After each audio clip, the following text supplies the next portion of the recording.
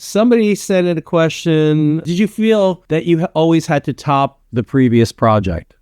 Yes, in a way. Well, not top it, but I felt I gave myself a high mark to try to hit every time. So I'll tell you, it became stressful.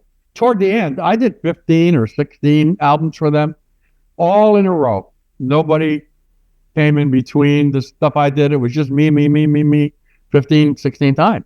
But toward the end, the band had a lot of ups and downs. They were failing, they were succeeding. The personality, everything changed. The vibe in the office was different at times. So when they were on top of the world, when Kiss ruled the world, as they said, the pressure was great because what I was doing would be seen by the world. They were just the biggest band in the world. Naturally, I felt that pressure.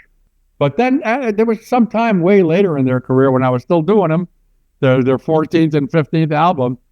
It was different. I didn't feel that pressure anymore. I kind of knew what I was doing, let's put it that way, and I just did it. And every album is not an iconic album cover. Some of them kind of like, they're okay, but they're not great, at least according to me. They're just not great.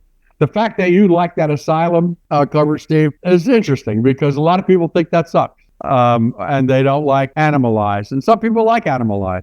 Animalize came at a very down period in the band's career. It also came at a very down period in my life. Like I say, things changed over the years. Babe Ruth was the greatest baseball player ever. And, he hit a lot of home runs, but he struck out a lot.